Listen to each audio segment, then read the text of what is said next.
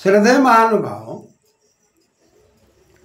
ईश्वर प्रणिधानाद वा सूत्र पर विचार करने के क्रम में हम सामूहिक रूप से परमात्मा की व्यवस्था में समर्पित रहें और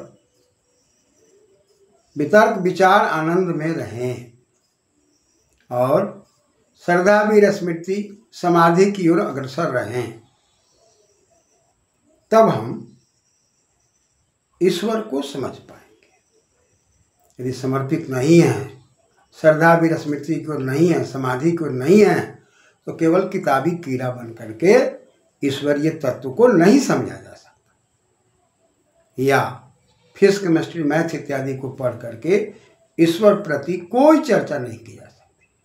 उसके लिए चर्चा करने के लिए जहाँ एक तरफ साधना की आवश्यकता है, अभ्यास की आवश्यकता है, वैराग्य की आवश्यकता है, वहाँ सूत्रों के अंदर गहराई से चिंतन मनन करने की आवश्यकता है। आज का सूत्र क्लेश कर्म विपाक आशय रपरामृष्ट पुरुष विशेष ईश्वर।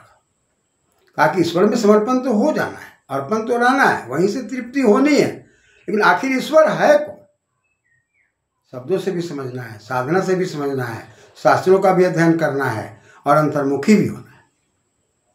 केवल किताब की बात को सुन करके हम निर्णय नहीं ले सकते, क्योंकि आत्मा और परमात्मा का जन्म जन्मांतर का संबंध है और आत्मा और परमात्मा में परमात्मा सानिध्य में है, परमात्मा जीवात्मा के, लेकिन जीवात्मा के साथ रहते हुए परमार्थवश बंधन के कारण हम परम तत्व की ओर अग्रसर नहीं होते।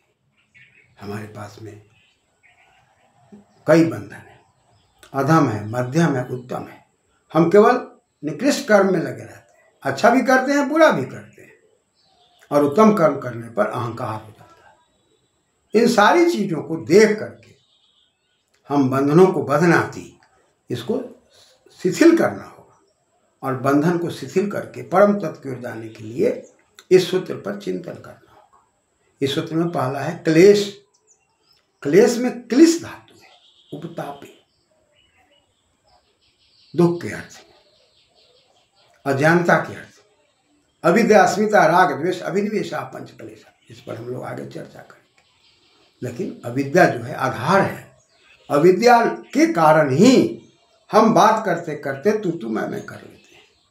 अविद्या के कारण ही क्रोध लोभ सब उत्पन्न होते रहते हैं, और अविद्या से विद्या में जाने पर मनुष्य मात्र के प्रति, प्राणी मात्र के प्रति हमारी आपकी सहानुभूति बढ़ती चली जाती है।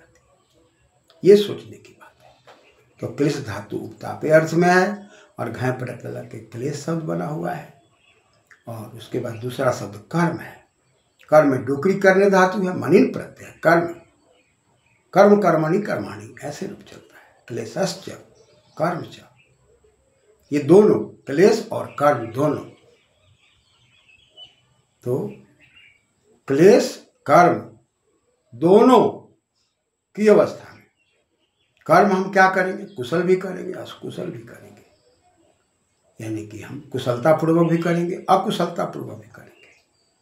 हम अपने को परफेक्ट होकर के भी करेंगे, ध्यान तपस्या से जुड़ करके भी करेंगे, और बिना ध्यान तपस्या जुड़े भी कर्म करेंगे। वो कर्म हमारा कुशलता की ओर भी ले जाएगा, अकुशलता की ओर ले जाएगा। और कुशल अकुशल पर विचार करें तो कुश और ल है, कुशम लाति कुशल, यानी कि कुशा के अग्रभाग की तरह जिसकी बुद्धि हो गई कुशल और बुद्धि नहीं हुई अकुशल। तो क्लेश कर्म, और उसका तीसरा शब्द आ रहा है विपाक। विपाक में भी उपसर्ग है, डूब पचस धातु है, और यहाँ घय प्रत्यय, विपाक बना हुआ। पचस माने पका लेना, तत्फलम उसका फल मिल जाना, उसको आत्मसात कर लेना। तो कुशल अकुशल में जो हम आत्मसात करते हैं, कुशल अकुशल में जो आत्मसात करते हैं, क्लेश में जो हम आत्मसात करते हैं, उसको अपने में मिलाने का प्रयास करते हैं, उसके फल को भोगने का प्रयास करते हैं, हमको फल भोगना पड़ता है। क्लेश कर्म इस दोनों के द्वारा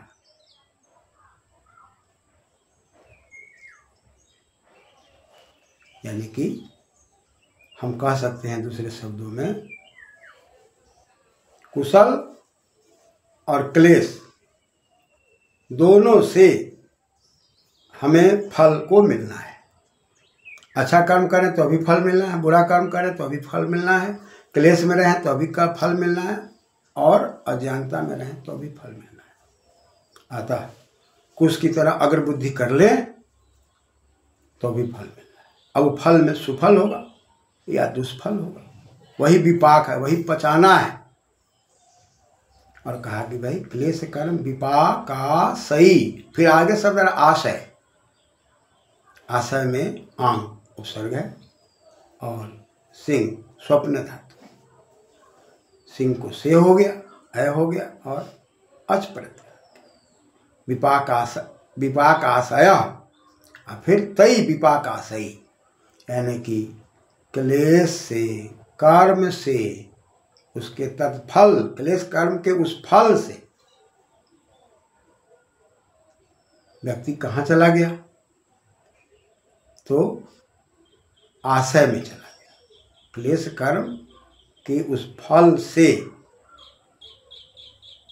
चला गया आशय में, यानी कि उसके स्वप्नावस्था में रहने लगा, उसमें घुल मिल गया उसके फल में, और फल में घुला मिला, कर्म अकर्म किया, क्लेश की दुनिया में रहा।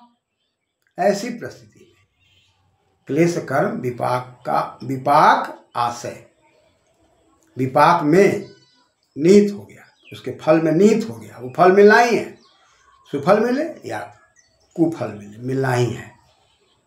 अब वहां से अलग होना और उससे जुड़ना, जुड़ने में जीवात्मा है, क्योंकि अल्पज्य है। अल्पज्य होने के कारण क्लेश में जुड़ना स्वाभाविक है, कुशल अकुशल में जुड़ना स्वाभाविक है, तत्फल उसके फल के भोग में जुड़ना स्वाभाविक है। अब वहां से कह रहा है विकास विपाक आशय विसर्ग हो गया, और अपरामृष्ट, अपर और अमृष्ट शब्द आ रहा है, न पर अपर। अब अपर का मतलब पर माने अत्यंत, और न पर माने अपर न अत्यंत। और फिर मृष्ट शब्द है, मृष्ट जुसव धातु, अक्त प्रत्यय है, सकार टकार होकर मृष्ट बना हुआ है, यानी कि शुद्धि में अशुद्धि, अमृष्ट अशुद्धि अत्यंत नहीं है, यानी कि शुद्ध चैतन्य स्वरूप है। वहां पर अशुद्धता की कोई बात ही नहीं है। शुद्धता की बात जीवात्मा में है, लेकिन परम तत्व में अशुद्धता की कोई बात ही नहीं है। न अत्यंत, उसकी कोई भी अंत नहीं है। वह अशुद्धि का कहीं भी कोई उपाय नहीं है, अमृष्ट है, कहीं भी अशुद्धि अत्यंत रूप में है ही नहीं, यानी कि वह भिन्न है, उसका स्तर अलग है। जीवात्मा के स्तर से परमात्मा के स्तर की कोई तुलना ही नहीं है। ना हम परमात्मा के कोई स्वरूप को बना सकते हैं, ना हम उसकी कोई मूर्ति बना सकते हैं, ना हम इस आंखों से देख सकते हैं। अंतर्मुखी ज्ञान से देखने की बात आ रही है, जहाँ पर संसार में हम अपने जैसा मूर्ति गढ़ के परमात्मा मान लेते हैं, अपने जैसा फोटो गढ़ के परमात्मा मान लेते हैं। ये समान बुद्धि है। लेकिन जब कोई व्यक्ति शास्त्र में चिंतन करता है तो हमारी उसकी कोई तुलना ही नहीं है। हम अल्पज्य हैं, वो सर्वज्ञ है। वो रचना करता है, हम रचना कर नहीं सकते। आनंद में जाने के बाद भी, मोक्ष में जाने के बाद भी, समाधि में जाने के बाद भी, घर परिवार सबको संभालने के बाद भी, विद्या से युक्त होने के बाद भी, धन से युक्त होने के बाद भी हमारी उसकी कोई समानता ही नहीं हो सकती। हाँ, उनके गुणों को लेकर के हम आगे बढ़ सकते हैं, मोक्ष की ओर जा सकते हैं, आनंद की ओर जा सकते हैं, लेकिन अपरामृष्ट है, असंबंध है। तो हम कहाँ पर हैं? क्लेश में, कर्म में, कुशल में, अकुशल में। और इसमें जो होता है फल, और उसमें जो हम बसे रहते हैं, वासना में बसे रहते हैं, जहाँ आशय आकर्षक रूप से सेते हम सोते रहते हैं, वो आशय है। अतई उससे कोई तुलना नहीं, असंबंध है, उसे कोई संबंध नहीं है। तब कहता है क्लेश कर्म विपाक आशय अपरामिष्ट, यहाँ कोई संबंध नहीं है। पुरुष विशेष, पुरुष विशेष ईश्वर। अब पुरुष पर जब बात करेंगे तो हम भी पुरुष है, परमात्मा भी पुरुष है। पुर है कुशल प्रत्यय, पूरी देह से तेति पुरुष, हमारे देह में भी आत्मा है और हमारे देह में भी परमात्मा है। आत्मा परमात्मा दोनों है, लेकिन हम आत्मा के द्वारा इस शरीर को संचालित कर रहे हैं, मन बुद्धि के द्वारा मिला करके काम कर रहे हैं। ऐसी परिस्थिति में हम पुरुष हैं, परमात्मा भी पुरुष है, लेकिन पुरुष में कह दिया कि पुरुष विशेष, वो विशेष है, विसर्ग है, शिशली धातु है और विशेषण के अर्थ में वह विगता शेषा विशेष, जो ये सब जो शेष दिखाई पड़ता है, कर्म अकर्म क्लेश अविद्या आदि, इससे कह रहा है कि विशेष विगता शेष, ये शेष जो सब दिखाई पड़ रहा है संसार में वो सब निकला हुआ है, इसलिए वो पुरुष विशेष है। पुरुष विशेष है, पुरुष हम भी हैं, पुरुष वह भी है, परमात्मा भी है, लेकिन विशेष है, उसका शेष निकला हुआ है, उसका शेष आने का कोई सवाल ही नहीं है। वह क्लेश में कर्म में कुशल अकुशल में आने का कोई सवाल ही नहीं है। वो सृष्टि की रचना कर रहा है, व्यवस्था दे रहा है, लेकिन कहीं भी उसका टचिंग नहीं है, कहीं भी उसमें वो जुड़ाव नहीं है। वो उदासीन अवस्था में रहते हुए स्वाभाविक सृष्टि की व्यवस्था कर रहा है। तो कहा जा रहा है कि पुरुष विशेष ईश्वर, ईश्वर में इस ऐश्वर्य धातु है, अशेष भास पिस कसो वर्ष से वर्ष प्रत्यय लगा हुआ है, तो वह विशेष पुरुष ईश्वर है।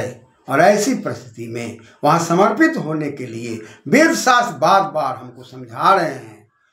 सब विद्वान लोग कह रहे हैं सपर्यघात अशुक्रम कायम वर्ण, वर्ण में नहीं आने वाला है, अशुक्रम वीर में नहीं आने वाला है, अकायम काया में नहीं आने वाला है, फिर भी हम काया में लाने की बात करते हैं। शास्त्र को पढ़ करके भी हम अज्ञानता की ओर जाते हैं। कहा कि ईशावास समिदम सर्वमत की जगत जगत, जगत में हर जगह वो व्यापक त्याग में जीने की बात कही जा रही है। कहा जा रहा है कि हिरण्मय न पात्र न सत्य से पिहित मुखम, उसका मुख ढका हुआ है, सत्यमयी है और ज्योतिर्मयी है, ज्योति से ढका हुआ है।